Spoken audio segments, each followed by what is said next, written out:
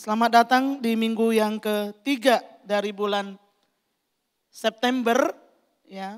Dan kita bersyukur kepada Tuhan, kita ada di dalam sebuah tema besar, The Lost World and Reaching Out the Lost. Ya, The Lost World itu film Jurassic Park yang pertama, beberapa tahun yang lalu, ya. Tapi memang ada kondisi The Lost World.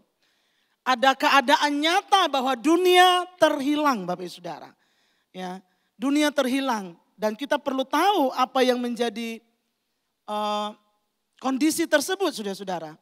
Nah, pada pagi hari berkenaan dengan tema besar per 3 bulan tersebut, saya ingin menyampaikan judul khotbah, Hati Tuhan di Akhir Zaman. God's Heart in the End Times. Nah, saudara, kita disebut sebagai hidup di generasi akhir dari akhir zaman. Udah bukan akhir zaman lagi, tapi akhir dari akhir zaman, ya. Sudah sangat dekat, sangat singkat. Waktunya sangat singkat sekali, saudara. Kemarin saya di WA sama seorang teman dari Brunei, lalu dia bertanya tentang, gimana menurut pendapat kamu bahwa Yesus segera akan datang dengan ada tafsiran ini, tafsiran itu, dan lain sebagainya. Saya bilang, I have no comment about tafsiran, tapi komen saya adalah Yesus sendiri nggak tahu kapan dia datang, tapi dia memberikan tanda kapan dia akan datang. Nah, Bapak Saudara, kondisi dunia hari-hari ini seharusnya membuat kita bertanya what is happening. Apa yang sedang terjadi? Apa yang ada di sekitar kita? Harusnya itu mendorong kita bertanya-tanya. Kok beda ya sekarang, ya? Saya tahu kondisi alam karena kita sedang menanam kopi. 40.000 tanaman kopi yang segera akan dipindahkan ke lahan, ya, karena bibitnya sudah tumbuh hampir 30-40 cm, Bapak Saudara. Dan kendala yang dihadapi sekarang adalah hujan belum merata. Dan ini sudah September, Bapak Saudara. Ada pergeseran. Jadi kita melihat adanya fenomena-fenomena alam hari-hari ini yang sangat tidak lazim dan tidak biasa. Gempa bumi di Turki dan Suriah 2023 menelan lebih dari 50.000 orang. Myanmar hampir 4.500 jiwa. Ada erupsi gunung Lewotobi. Ada hidrologi ekstrim sepanjang atau panas yang sangat secara global terjadi. Yang sangat panjang mulai dari 2024 sampai hari ini, saudara-saudara. Panas yang sangat luar biasa. Saya dulu kalau ke Kalimantan rasanya nyengit panasnya. Sekarang di Bogor juga rasanya mirip-mirip seperti itu. Which is itu tidak pernah terjadi, saudara-saudara. Dulu saya waktu saya masih tinggal di rumah Pastor Arif dengan Tante Betty di Tajur. Kalau sudah bulan itu Bapak Saudara, kalau tidur malam nggak berani belok. Bukan belok, apa tuh? Balik badan. Ganti posisi nggak berani, kenapa? Ranjangnya dingin luar biasa, saudara-saudara. Sekarang udah AC 18, ya nggak pakai selimut. Waduh, panasnya luar biasa dan itu hidrologi ekstrim dan kekeringan yang terjadi melanda Amazon, Afrika, Asia, Eropa. Kebakaran hutan yang sangat besar terjadi di Kanada, Quebec, Hawaii merupakan kebakaran yang paling mematikan di Amerika dalam 100 tahun terakhir ini. Peperangan terjadi di mana-mana. Ya, di Eropa sampai hari ini Rusia Ukraina masih berjalan. Ya, Israel udah berkali-kali mengalami perang dan sekarang sudah keluar yang namanya David Sling. Ada penemuan baru, teknologi yang sangat luar biasa. Israel melawan Hamas, melawan Iran, melawan Houthi, ya saudara-saudara. Myanmar juga ada perang yang terjadi, konflik di Republik Demokratik Kongo, perang sipil yang terjadi di mana-mana. Pembantaian orang Kristen, saudara-saudara, yang ratusan itu luar biasa, terjadi persekusi yang sangat-sangat hebat, saudara-saudara. Dan hari-hari ini juga kita mendengar ada begitu banyak pengajaran yang aneh-aneh. Tiba-tiba Yesus bisa lebih rendah dari Allah, bukan juru selamat yang sesungguhnya. Ada movement gerakan-gerakan baru yang bermunculan yang mengatasnamakan Kristus. Ada percampuran budaya dan spiritualitas non-Kristen, praktek-praktek meditasi yang ujungnya itu sebenarnya itu sedang membuat orang menyimpang daripada kerohanian, saudara-saudara. Dan itu samar-samar karena alasan kesehatan dan lain sebagainya. Ada Injil kemakmuran yang digembar-gembarkan Bapak Saudara. Ada penyederhanaan doktrin atau Alkitab ya untuk menghindari ketidaknyamanan. Saudara bayangkan itu.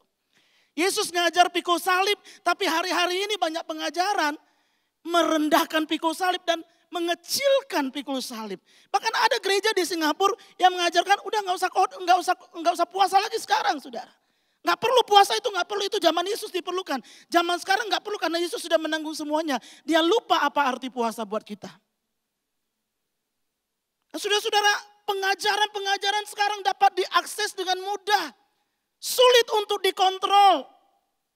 Banyak kepentingan di dalamnya. Cari audiens yang besar, saudara-saudara. Tapi pengajaran yang tanpa akuntabilitas yang memadai itu sangat berbahaya dan itu bermunculan sekarang di mana-mana karena kita bisa akses hanya dengan handphone kita. Jadi kejadian hari-hari ini harusnya mendorong kita untuk bertanya, what is happening? Apa yang sedang terjadi? Apa yang sedang terjadi? Nah rupanya Bapak Saudara, ini semua menggenapi perkataan Yesus dalam Matius pasalnya yang ke-24. Akan ada pergantian era kata Tuhan. Pergantian zaman. Dan bagian dari khotbah Yesus di Bukit Zaitun tentang akhir zaman. Khususnya dalam ayat 4-7 itu. Menjelaskan tanda-tanda seperti penyesatan, peperangan, kelaparan dan gempa bumi. Dan ayat 8 menegaskan bahwa semuanya itu hanyalah awal dari sesuatu yang lebih besar. Something greater is going to happen. Ada sesuatu yang lebih besar. Ini yang disebut dengan penderitaan menjelang zaman baru. Dan makna dari kata zaman baru itu diterjemahkan sebagai zaman baru itu berasal dari bahasa Yunani yang namanya odinon. Bukan odion. Odion itu seingat saya bubur ayam di Sukabumi. Ini odinon. Odinon ini adalah zaman baru ya dimaksudkan. Tetapi sebenarnya kata yang diterjemahkan sebagai zaman baru ini memiliki arti yang literally berarti sakit bersalin atau kontraksi kelahiran, saudara-saudara. Jadi zaman baru menunjukkan kepada kelahiran sebuah era baru. Yaitu kedatangan kerajaan Allah yang sempurna. Nah, ada banyak terjemahan-terjemahan lain di dalam Alkitab yang bisa menolong kita ya dalam bahasa Indonesia sehari-hari. Terjemahannya menyebutkan semuanya itu baru permulaan penderitaan seperti sakit waktu bersalin atau melahirkan. English Standard Version menyebutkan all these are but the beginning of the birth pains. NSB, New American Standard Version Bible menyebutkan but all these things are merely the beginning of birth pains. Ada kesakitan kelahiran yang sedang melanda dunia ini. Kenapa? Karena akan ada zaman baru. Jadi secara teologi Yesus sedang menggunakan metafora kelahiran untuk menjelaskan bahwa penderitaan yang akan datang atau sekarang yang kita alami ini bukan akhir dari semuanya, melainkan awal dari sesuatu yang sangat besar. Seperti seorang yang mengalami sakit bersalin, saya sih belum pernah. Tapi ibu-ibu yang sudah melahirkan, ya, tapi saya dengar mama saya cerita, kalau sakit bersalin itu cuma rambut yang gak sakit. Semuanya sakit katanya. Ya. Jadi itulah kondisi yang ada di dalam dunia ini. That is what happening in our world. Di dunia kita yang sekarang. Kesakitan yang luar biasa. Kesulitan yang luar biasa. Kesusahan yang luar biasa. Dan zaman baru ini sama seperti sakit bersalin mendahului kelahiran. Demikian pula penderitaan dan pergolakan dunia mendahului kedatangan Kristus yang merupakan kedatangan kerajaan Allah yang sempurna. Akan terjadi, saudara-saudara. Akan terjadi. Ada kelahiran era baru Yaitu penggenapan rencana Allah ketika Yesus datang kembali dan kerajaan Allah dinyatakan sepenuhnya. Tanda-tanda yang disebut sebelumnya hanyalah kontraksi awal. Jadi kesusahan sekarang itu kontraksi awal. Akan ada lagi sampai terjadi kelahiran baru, saudara-saudara. Kelahiran akan kerajaan yang baru. Yaitu di mana Yesus datang dan memerintah di dalam dunia ini. Bagaimana dengan kita dalam kesusahan ini? Apa yang kita harus lakukan dengan apa yang kita punya saat ini? Waktu kita, tenaga kita, hikmat kita, sumber daya kita.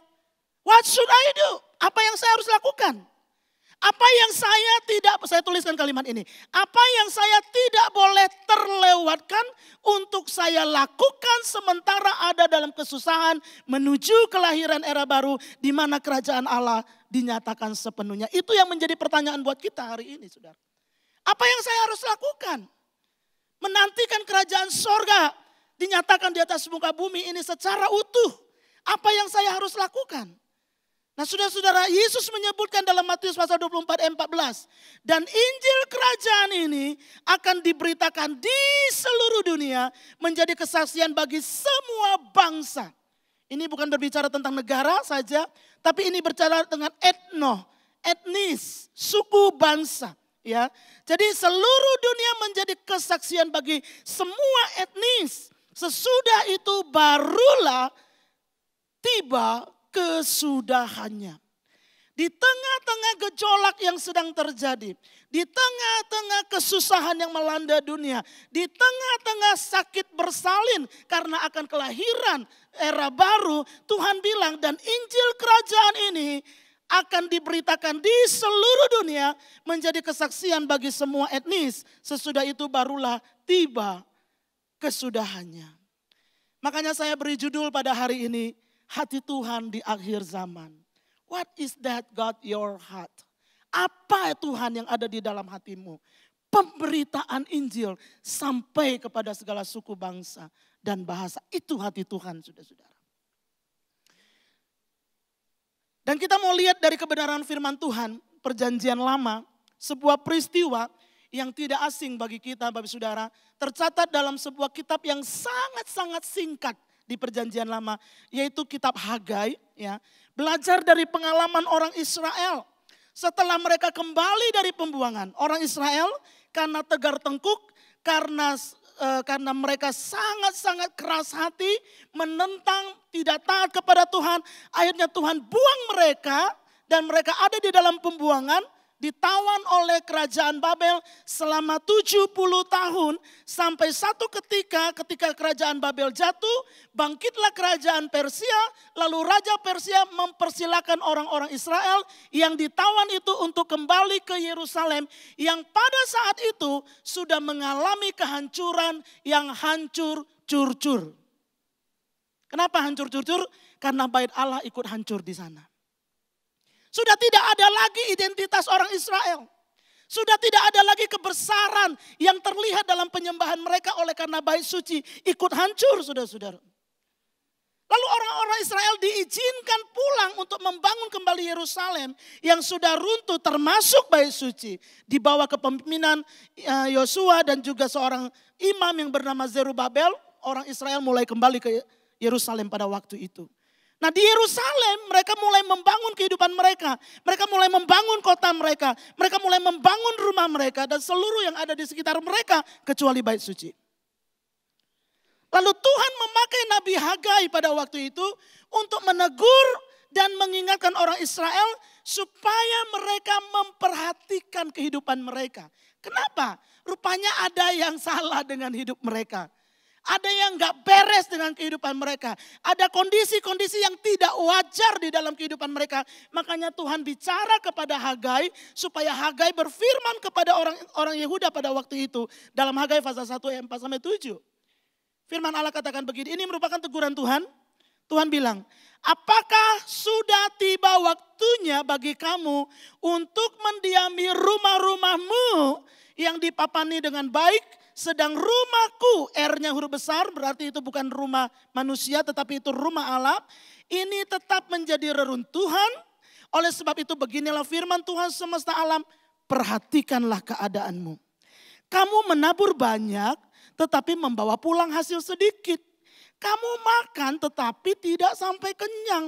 Kamu minum tetapi tidak sampai puas. Kamu berpakaian tetapi badanmu tidak sampai panas. Dan kamu bekerja untuk upah. Ia bekerja untuk upah yang ditaruh dalam pundi-pundi yang berlubang. Artinya gak pernah penuh yang ditaruh itu. Beginilah firman Tuhan semesta alam.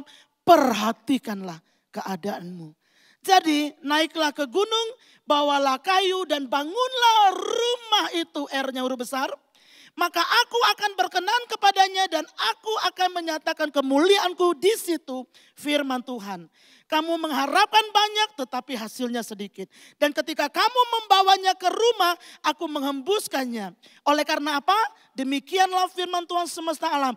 Oleh karena rumahku yang tetap menjadi reruntuhan, sedangkan kamu masing-masing sibuk dengan urusan rumahmu sendiri. Itulah sebabnya langit menahan embunnya dan bumi menahan hasilnya. Dan aku memanggil kekeringan datang ke atas negeri, ke atas gunung-gunung, ke atas gandum, ke atas anggur, ke atas minyak, ke atas segala yang dihasilkan tanah, ke atas manusia dan hewan, dan ke atas segala hasil usaha. Saudara, ini sebuah teguran yang Tuhan sampaikan kepada orang-orang Yehuda. Perhatikanlah keadaanmu.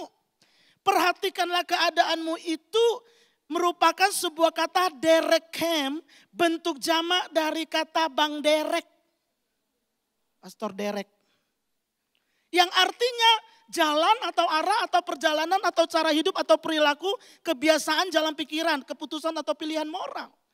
Dan sebenarnya waktu Tuhan bilang perhatikanlah keadaanmu, dia sedang berkata arahkan hatimu kepada jalan-jalanmu. Dan perhatikan dengan serius cara hidupmu. Hagai menyampaikan firman ini kepada bangsa Yehuda ketika mereka kembali dari pembuangan, jangan lupa. Lalu mereka mulai sibuk membangun kota mereka. Mereka mulai sibuk membangun rumah-rumah mereka yang runtuh. Mereka mulai sibuk membangun kehidupan mereka. Usaha dan lain sebagainya. Sementara bait Allah, tempat penyembahan dan simbol kehadiran Tuhan itu diabaikan, saudara. Tuhan menegur mereka agar mereka berhenti menunda pekerjaan pembangunan bait suci. Harus juga dikerjakan. Bukan cuma hidupmu, rumahmu yang dibangun, tapi rumah Tuhan juga harus dibangun. Itu pesan Tuhan. Akibat dari rumah Tuhan tidak dibangun, maka kekeringan melanda. Akibat dari rumah Tuhan tidak dibangun, maka hasil kita pundinya berlobang. Kan itu kan, kalau kita simpulkan saudara-saudara. Jadi kata Derek di sini, ya, bukan cuma nama Pastor Derek, tapi di sini menunjukkan pada arah hidup, keputusan dan prioritas. Tuhan sedang meminta mereka untuk berhenti sejenak lalu merenungkan. Apakah jalan hidupmu benar? Apakah arah hidupmu sejalan dengan kehendakku? Apakah prioritasmu memuliakan aku atau dirimu sendiri? Tuhan sedang tanya. Dan seperti bangsa Yehuda dipanggil untuk membangun kembali bait suci yang hancur, demikian juga Allah memanggil kita di generasi ini membangun dan memprioritaskan pembangunan bait sucinya, yaitu kehadiran kerajaan Allah lewat amanat agung Tuhan Yesus. Bait suci itu simbol kehadiran Tuhan. Makanya sangat penting, ya. Allah menginginkan ada persekutuan. Dan itu dilambangkan dengan bait suci. Dan inilah kerinduan Tuhan terbesar ketika dia menciptakan manusia. Dia bukan menciptakan manusia untuk jadi pajangan. Dia bukan menciptakan manusia untuk sebuah kebanggaan ditonton oleh musuh-musuhnya, bukan. Tapi dia menciptakan manusia supaya manusia bisa berelasi dan bersekutu dengan dia. Dan persekutuan ini selalu menjadi kerinduan hati Tuhan. Selalu menjadi kerinduan hati Tuhan. Sama seperti orang tua yang merindukan anaknya. Bapak ibu yang punya anak-anak dalam hubungannya yang baik, pasti saling merindukan luar biasa. Pingin ketemu, kapan pulang? Saya pernah mau pulang Bapak Saudara, papa telepon terus. Udah ada di mana? Baru di bandara. Udah masuk pesawat belum? Belum, masih nunggu pesawat. Terus aja sampai terbang ke Tanjung Pinang itu bisa berkali-kali ditanya, udah masuk pesawat belum? Di-delay apa enggak? Tetap akan ketemu nanti Pak, pasti ketemu. Itulah orang tua. Dulu saya sering bukan dulu ya, masih sampai hari ini ya. Waktu saya sering ke Maluku, papa saya suka bilang begini, Pak Femi. Ngapain suka ke Maluku, di situ kan banyak perang. Katanya. Karena dia takut kehilangan anaknya. Karena ada persekutuan antara orang tua dengan anak. Seperti itulah Bapa di surga merindukan persekutuan, saudara-saudara. Dan Alkitab menegaskan ini bahwa Allah menciptakan manusia untuk bersekutu dengan Dia. Kejadian 1:26-27.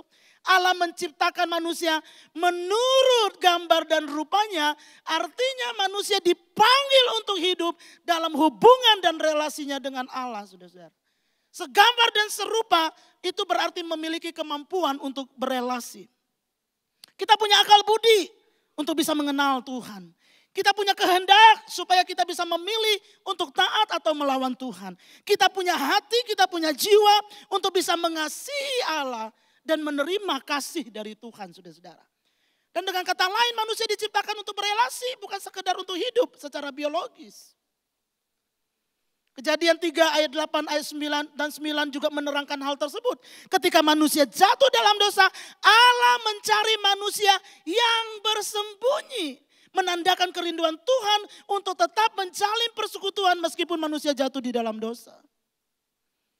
Keluaran 25 ayat 8 menyebutkan Allah berfirman ketika orang-orang Israel itu keluar dari Mesir, lalu mereka menempuh perjalanan menuju ke tanah Kanaan. Tidak ada tempat ibadah, namun Tuhan memerintahkan mereka, dia katakan mereka harus membuat tempat kudus bagiku supaya aku akan diam di tengah-tengah mereka.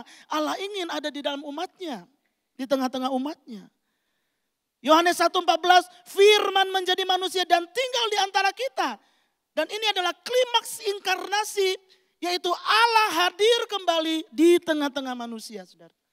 Dan kitab terakhir dari Alkitab pun menyebutkan itu. Lihatlah kemah Allah di tengah-tengah manusia.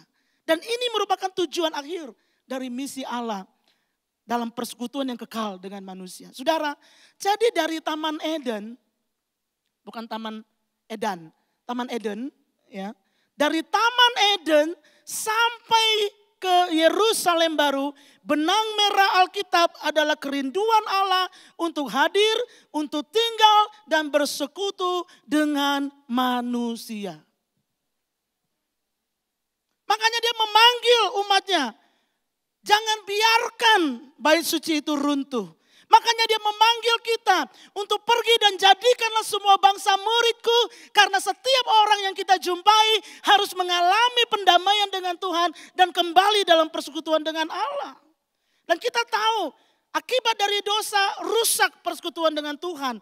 Dan seluruh rencana keselamatan Allah tidak ada yang lain kecuali diarahkan untuk pemulihan persekutuan tersebut, saudara-saudara.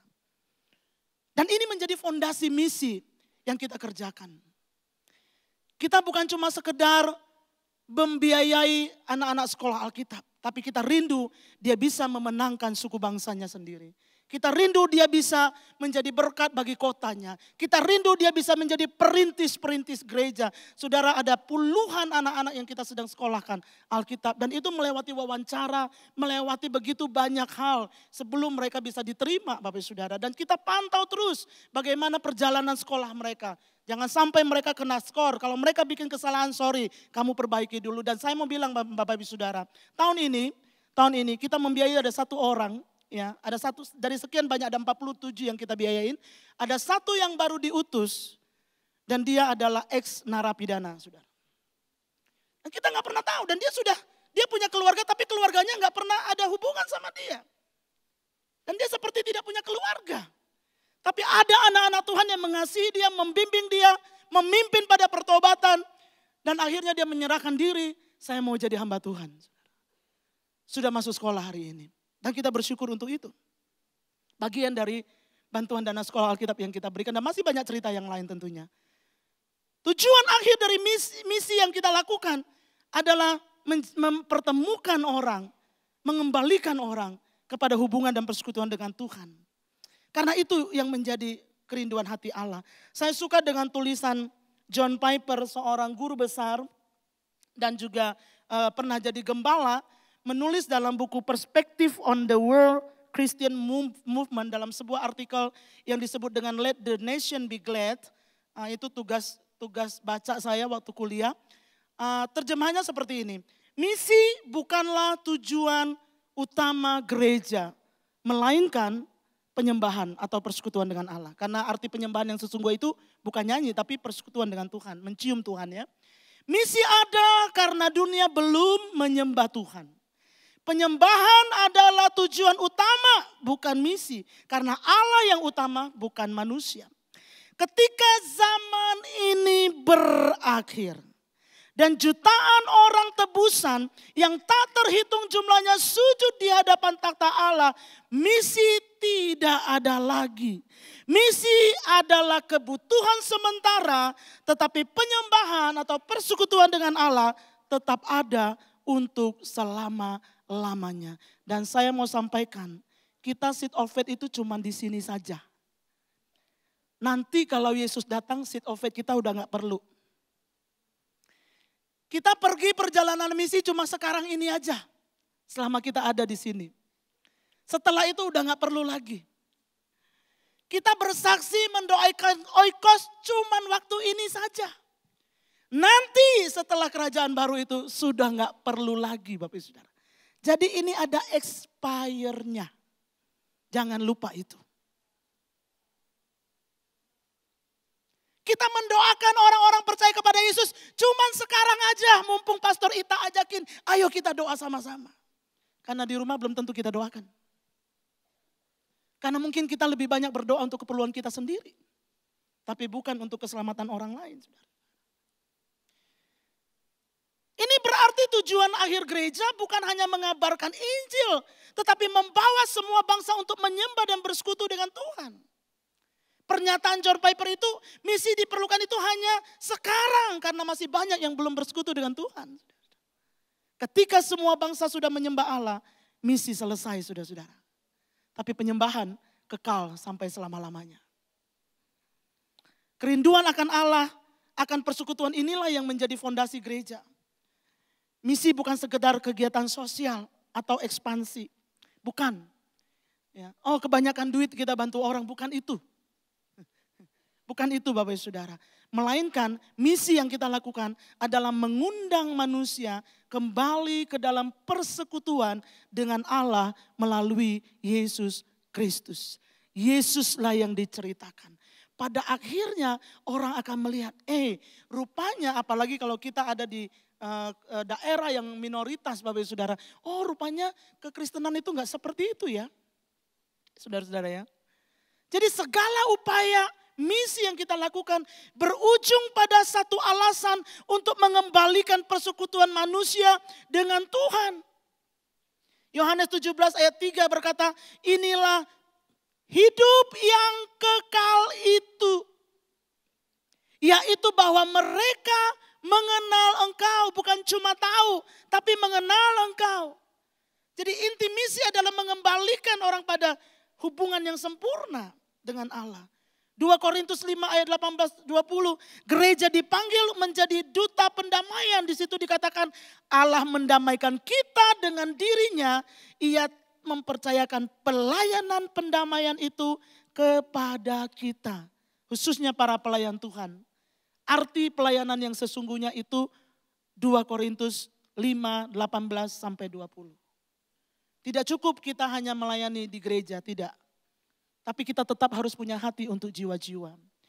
Walaupun saya aktif di dalam gereja, ya, belum tentu saya punya hati buat jiwa-jiwa. Karena saya bisa aktif karena hobi saya. Saya bisa aktif karena saya mengisi kekosongan waktu. Saya bisa aktif karena memang saya suka ketemu sama komunitas saya. Inti dari semuanya itu adalah mendamaikan orang kepada Tuhan. Tetaplah apapun yang kita kerjakan, tetap punya hati untuk jiwa-jiwa. Saudara, udah gak usah diterusin, nanti itu di bulan lain aja. Dan Tuhan bergembira ketika ada orang-orang yang hubungannya dipulihkan dengan Dia. Karena dia katakan dalam Yefanya pasal yang ketiga ayat 17, Tuhan Allahmu ada di antaramu sebagai pahlawan yang memberi kemenangan. Ia bergirang karena engkau dengan sukacita, ia membaharui engkau dalam kasihnya, ia bersorak-sorak karena engkau dengan sorak-sorai. Konteksnya adalah mereka yang kembali dalam persekutuan dengan Tuhan itu mendatangkan sukacita yang sangat besar atas Tuhan sendiri, saudara-saudara. Jadi ketika firman Allah kita baca dia bergirang, bahasa aslinya itu jil, ya. Itu berarti melompat kegirangan, bersukacita dengan ekspresi yang nyata. Bukan hanya sukacita dalam hati, lalu senyum gitu ya. Enggak, tapi itu adalah sukacita yang meluap-luap atas umatnya. Apakah saudara mau senangkan hati Tuhan? Hadirkan persekutuan orang-orang yang belum bersekutu dengan Tuhan kepada dia. Upayakan itu. Karena tidak ada yang lebih besar sukacita Allah yang digambarkan di dalam Yefanya pasal yang ketiga ayat 17. Kecuali orang-orang tebusannya. Wow. Wow. Tuhan tidak impress dengan karunia kita. Wow, hebat sekali kamu. Loh itu dari aku kok. Tapi yang dia belum punya adalah jiwa-jiwa yang belum menyembah kepadanya. Yang Tuhan belum punya adalah jiwa-jiwa yang kembali dalam persekutuan dengan dia. Makanya hatinya bersuka cita ketika dia dapatkan itu lewat siapa? Lewat gerejanya hari ini. Lewat kita semua, saudara-saudara. Saya ingin menyampaikan beberapa kesaksian. Seperti Pastor Arif sudah umumkan kemarin. Kita sudah menjangkau apa yang saudara berikan, doa saudara, pemberian saudara sudah sampai dan menyelamatkan bangsa-bangsa yang ada di Jerman dalam Lighthouse Church yang dilayani oleh Pastor Rika dengan Pak Andre ya saudara-saudara ya. Nah minggu kemarin saya sampaikan ini di South dan North ya, dan hari ini saya mau kasih lihat Bapak Ibu Saudara. Persembahan saudara, doa saudara ya, upaya yang kita lakukan sudah menolong sebuah gereja GSJA Efata, Desa Oleu Soe. Nah kalau saudara lihat video yang pertama itu adalah kondisi gereja sebelum dibangun. Ini kondisinya. Ini gereja. Bilang sama orang sebelah, itu gereja loh. Bentuknya kayak begini. Saudara. Dan kita punya gedung gereja yang begitu bagus, keterlaluan kalau nggak ibadah. Lalu ini gambar yang kedua, yang sedang berjalan, kita sedang bangun ini. Sudah mau selesai. Dan ini adalah proyek prototype, proyek pertama GSJ Bethlehem melalui Yayasan HBLM, melalui pemberian dan doa saudara dan dukungan saudara. Kita baru pertama kali pernah punya proyek, bangun gedung gereja, bangun MCK, bikin sumur. Karena nggak lucu kalau punya MCK tapi nggak punya sumur.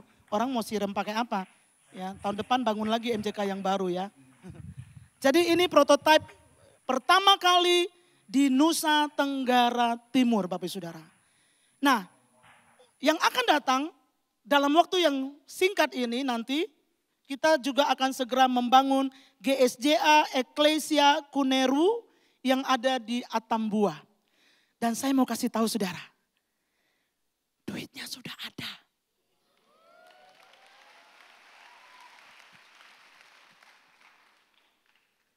Tuhan cukupkan kita, amin Bapak Saudara. Tanya orang sebelah, bahagia gak sih? Satu lagi Bapak Saudara. Ini seorang hamba Tuhan, minggu lalu dia ada di ibadah tapi dia sudah pulang. Ada seorang hamba Tuhan yang terpanggil untuk melayani di pedalaman Halmahera Timur. Ya. Dan Bapak Pendeta Sostenes selama kurang lebih 2 minggu dia ada di Bogor bersama-sama dengan kita. Kita datangkan beliau dan itu tidak murah Bapak Saudara. Uangnya dari mana? Persembahan misi saudara. Kita datangkan dia. Dari tempat dia pelayanan sampai ke kota Ternate belum naik pesawat ya. 1,4 juta biayanya. PP berarti 2,8. Itu belum naik pesawat loh. Baru dari pedalaman datang ke kota aja untuk naik pesawat. Mahal Bapak Saudara. Tapi hamba Tuhan ini luar biasa. Kemarin dia sudah latihan, saya mesti hati-hati ya. Bikin sabun cair. Karena saya suka ceplos susu cair Bapak Saudara. Susu cair memang gak ada pelatihannya ya. Bikin sabun cair, lalu dia juga belajar bikin pupuk. Lalu dia juga belajar untuk stek tanaman. Ya ada ahli kita yang ada di sini yang membantu untuk bisa mengedukasi dan menolong pelatihan ini. Karena daerah pelayanannya itu sangat di pedalaman dan membutuhkan finansial sehingga ada lahan-lahan yang bisa diberdayakan. Jadi kita bantu bekerja sama dengan BPD tentunya, kita dapat rekomendasi dari BPD. Nah Pak Sostenes ini melayani satu suku bangsa yang namanya Tugutil. Tugutil. Saya tulisnya Tugutil Bu. Nah waktu saya tanya, dia sudah buka 4 perintisan. Dan daerahnya itu sangat sulit. Berdasarkan ketua BPD-nya, Ibu Rosita bilang sama saya, Pastor Yohana, tidak semua PI bisa tinggal di daerah seperti itu. Tapi ini satu-satunya paling luar biasa. Dari satu kampung dan pedalaman dia pindah ke kampung yang lain dan dia buka 4 perintisan saudara. Dari 4 perintisan ini ada 2 yang suku Tugutil, tapi ada 2 lagi itu suku Tobelo. Ya, Halmahera Utara saudara. Karena dia yang rela hidup susah, anak-anaknya nggak sanggup. Jadi ada 2 anaknya yang pisah dari dia yang sudah bertahun-tahun tidak pernah komunikasi juga. Dan itu menjadi satu pergumulan yang sangat besar dan kita lagi coba untuk tolong bagaimana bisa berkomunikasi dengan anaknya supaya mereka bisa kembali sebagai satu keluarga dan ada pekerjaan yang mereka bisa lakukan. Ini sangat luar biasa saudara-saudara. Saudara percaya bahwa walaupun kita memenangkan, ya, walaupun kita menginjil di kota Bogor ini, paling mentok baru 10 suku saudara. Yang ada. Kemarin saya dengar ada pelatihan 1 minute witness. Semua turun di Surya Kencana katanya ada yang jual pecel sudah 3 kali dengar Injil. Karena 3 kali didatangin orang katanya. Saudara, satu rentetan Surya Kencana ini ya kalaupun terima Yesus paling juga enggak lebih dari 10 suku. Dan masih ada 237 suku di Indonesia yang belum terakses dengan Injil. Saudara-saudara. Makanya waktu saya cek suku Tugutil ini saudara-saudara, ada rupanya. Dia masuk dalam daftar 17.000 suku bangsa yang ada di seluruh dunia oleh Joshua Project. Dan ada 3.400 populasinya. Yang Injili itu 0,1%. Sangat-sangat sedikit makanya dia terkategori sebagai unreached people group. Dan ketika Yesus menjanjikan Roh Kudus dalam Kisah Rasul pasal 1 ayat 8. Dia tidak suruh kita beresin dulu di lingkungan kita baru kita keluar ke daerah yang lain. Tidak. Karena di dalam ayat itu dia katakan di Yerusalem dan Samaria dan Yudea dan ujung bumi. Bukan kata habis Yerusalem dulu kamu beresin lalu kamu pergi ke Samaria. Bukan kata dan bahasa aslinya tapi dan. Artinya sejauh peluang itu terbuka, sejauh itu kita akan memenangkan jiwa. Amin sudah. Dan kita sekarang terbuka dengan suku Tugutil. Ya, kami sudah membicarakan dan mendiskusikan tahun depan kita akan bikin satu bangunan untuk 4 perintisan yang sedang berjalan dikerjakan oleh Pak Sostenes. Luar biasa Bapak Saudara. Ada begitu banyak kesempatan. Kalau kita bersatu dalam kekuatan kita, maka kita bisa melakukan banyak hal. Kita bisa melakukan banyak hal. Apa respon kita Bapak Saudara? Apa respon kita? Gereja menyelenggarakan bulan misi untuk meningkatkan kesadaran kita akan alasan kita ada sampai hari ini. Kita sudah punya Bapak Saudara, tapi kadang-kadang kita lupa. Kadang-kadang kita tidak menjadi prioritas. Kadang kita berjalan sendiri dan kita merasa kecil. Aduh berapa sih pemberian saya paling cuma sekian. Bisa bikin apa sih itu?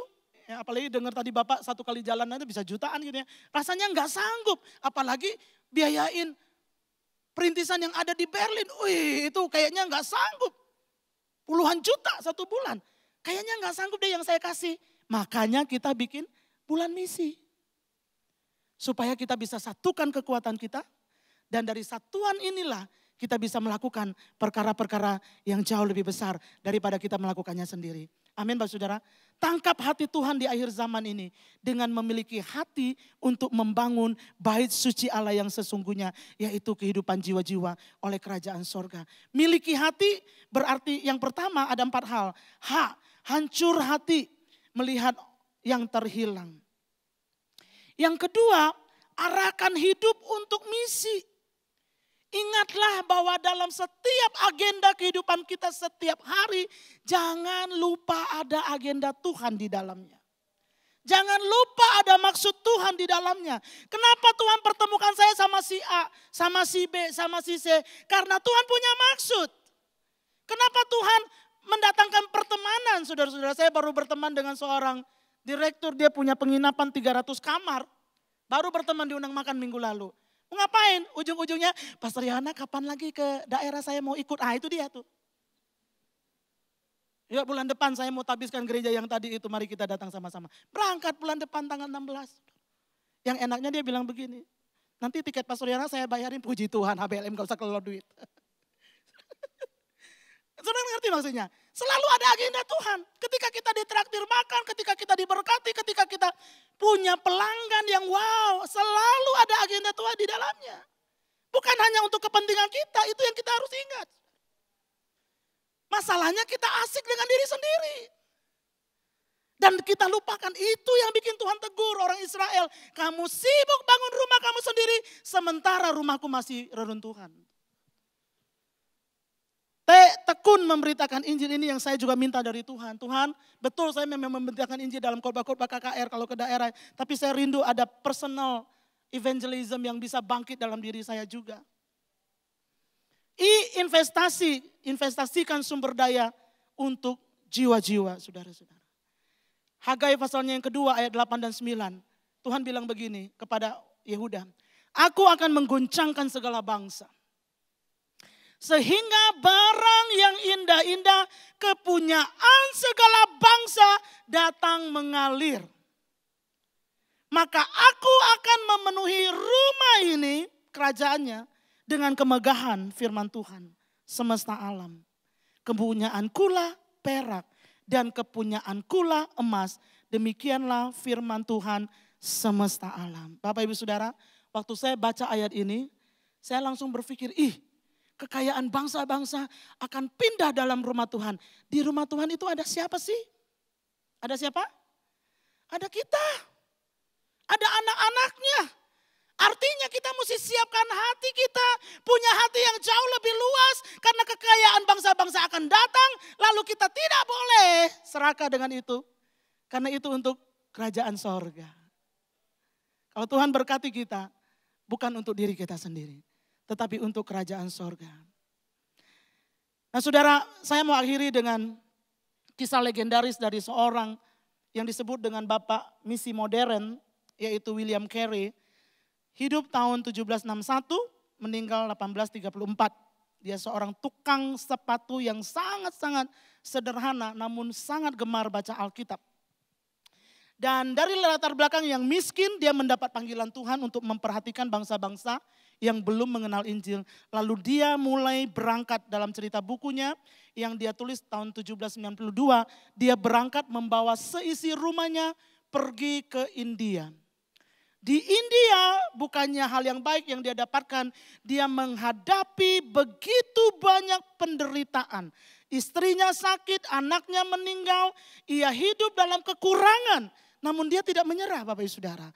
Dia menerjemahkan Alkitab ke lebih dari 20 bahasa India. Di India tuh sangat banyak. Pastor Arif minggu lalu bilang mereka punya banyak Tuhan. Saudara tahu Tuhannya berapa? 300 juta. Dan Yesus cuma salah satu di antaranya. Betapa kecilnya Yesus di mata-mata orang-orang. Jadi dia menuliskan ini saudara-saudara. Dan ada begitu banyak hal yang dia lakukan. Dia menerjemahkan Alkitab, dia buka sekolah, dia latih guru, dia memperjuangkan penghapusan tradisi sati atau pembakaran janda. Usahanya itu membuat dampak yang sangat besar hingga hari ini di India, Bapak Ibu Saudara. Karena iman dan ketekunannya maka dia ditabiskan sebagai Bapak Misi Modern, Saudara. Dan menginspirasi begitu banyak orang. Dan ini yang tulisan yang dia tulis salah satunya quotes-nya. To know the will of God, we need an open Bible and an open map. Untuk mengetahui kehendak Tuhan. Untuk mengetahui kehendak Tuhan, ya, kita membutuhkan Alkitab yang terbuka dan peta yang terbuka. Kenapa? Karena kehendak Tuhan itu buat mereka yang ada di sini. Jiwa-jiwa yang ada di seluruh dunia. Jangan tanya kehendak Tuhan itu apa? Jiwa. Sudah tahu itu. Jadilah gereja yang membuat surga bersuka cita karena jiwa-jiwa, saudara. Dan saya mau tutup dengan satu quotes lagi dari William Carey. I am not afraid of failure. Saya nggak takut dengan kegagalan. I am afraid of succeeding at things that don't matter. Tapi saya takut berhasil dalam hal-hal yang justru tidak penting bagi Tuhan. Ketakutan mana yang kita punya? Maukah kita memiliki hati Tuhan? Mendoakan, mengusahakan, mendukung dengan segala upaya agar semua suku bangsa kembali kepada persekutuan dengan Tuhan. Saudara, hari-hari ini kita banyak kesibukan. Hari-hari ini kita banyak tekanan. Hari-hari ini kita banyak tantangan dalam keluarga, dalam pendidikan. Tapi satu hal yang tidak boleh hilang dari hati kita, yaitu hati Tuhan. Dari 4 hal tersebut, hati, saya nggak tahu, mungkin saudara punya 1, atau saudara punya 2, atau saudara sudah punya 3, atau saudara sudah punya 4. Haleluya, puji Tuhan. Artinya kita disegarkan lagi. Tapi kalau baru punya 1, mari jadikan 2. Kalau baru punya 2, mari jadikan 3. Dan biar ini menjadi target kita. Kita punya hati. Hancur hati melihat jiwa. Selalu punya arah, agenda Tuhan dalam kehidupan kita. Tidak pernah mau berhenti bersaksi bagi keselamatan jiwa-jiwa. Amin Bapak Saudara. Dan juga selalu mau mengatur keuangan dengan baik. Mau mengatur pengeluaran dengan baik. Mau mengendalikan keinginan-keinginan yang tidak perlu. Bukan untuk kepentingan kita. Bukan supaya tabungan kita lebih banyak di dunia ini. Karena ngengat dan karat akan mengambilnya. Tetapi justru untuk investasi yang kekal. Yang tidak pernah akan habis. Investasi yang kekal hanya investasi dalam kerajaan sorga.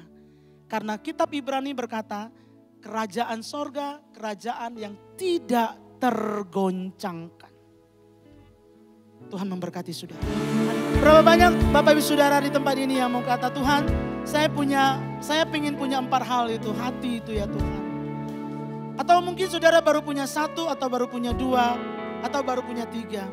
Atau mungkin saudara sudah punya semua dan saudara merasa diteguhkan pada pagi hari ini. Kalau saudara mau menaruh dan memperbaharui komitmen saudara kepada Tuhan, pagi hari ini mari bangkit berdiri bersama-sama dan kita mau berdoa kepada Tuhan di dalam nama Tuhan Yesus. Terima kasih Tuhan. Syakarabo. Andaraba syekara andarabo sakarade. Tuhan, tolonglah kami semua.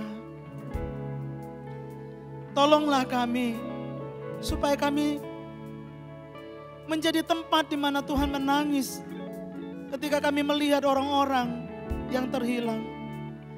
Tolonglah kami supaya dalam setiap keseharian kami selalu mengarahkan hati kepada agenda Tuhan. Bukan cuma agenda kami tetapi agenda Engkau. Tolonglah kami ya Tuhan supaya kami tidak berhenti dan kami terus akan membicarakan tentang keselamatan yang daripadamu kepada banyak orang. Tolonglah kami supaya kami bisa mengatur hidup kami dengan baik. Mengendalikan keinginan-keinginan kami. Menang atas setiap masalah-masalah yang sebenarnya sudah bertahun-tahun kami berkutik di padang gurun itu. Dan membuat kami tidak bisa bergerak lebih maju untuk investasi di dalam kekekalan. Tuhan tolonglah kami supaya kami dapat belajar untuk investasi dalam kerajaan sorga. Berkatilah seluruh Bethlehemers. Ini adalah minggu ketiga dari bulan misi. Minggu depan kami akan menyatukan kekuatan kami. Kami akan bersama-sama mendoakan. Kami akan sama-sama mengumpulkan apa yang Tuhan percayakan kepada kami selama 1 tahun ke depan untuk semua program misi yang Tuhan taruh melalui Yayasan HBLM. Kami berdoa di dalam nama Tuhan Yesus. Bapa, terima kasih buat provisi-Mu. Terima kasih karena yayasan boleh berjalan hingga hari ini. Oleh karena kemurahan Tuhan dan kemurahan hati sidang jemaat-Mu. Tuhan, aku percaya ada banyak yang rindu untuk melakukannya. Tapi masih begitu banyak kendala. Tuhan akan berkati. Dan tolong kami untuk mempercayai Engkau. Bahwa apapun yang Engkau titipkan kepada kami. Apapun Tuhan yang Engkau titipkan kepada kami. Kami bertanggung jawab untuk melakukannya sepenuhnya dengan hati Tuhan di dalamnya. Terima kasih ya Tuhan, berkati setiap usaha anak-anak-Mu. Berkati setiap pekerjaan. Kami tahu masa-masa ini yang sulit. Tapi kami percaya dan kami sudah dengar firman-Mu. Kalau kami belajar memprioritaskan pembangunan rumah Allah. Maka Tuhan akan perintahkan berkat. Seperti Ishak menabur di musim yang kering. Dia tetap bertumbuh. Karena pertumbuhan itu datang dari Tuhan. Dan kami percaya setiap benih yang kami sudah tabur. Dari bulan Oktober sampai hari ini di dalam pemberian misi. Doa untuk misi, Tuhan akan tumbuh kembangkan menjadi keselamatan bagi banyak jiwa-jiwa di luar sana yang belum mengenal Engkau. Terpujilah Engkau kekal selamanya. Di dalam nama Tuhan Yesus, aku berdoa kesatuan hati buat keluarga. Istri akan mendukung suami, suami akan mendukung istri. Anak-anak akan bekerja bersama-sama untuk bisa menjadi keluarga yang kuat, membangun kehidupan banyak orang dan membangun kerajaan surga. Di dalam nama Tuhan Yesus Kristus, kami berdoa dan mengucapkan syukur. Haleluya.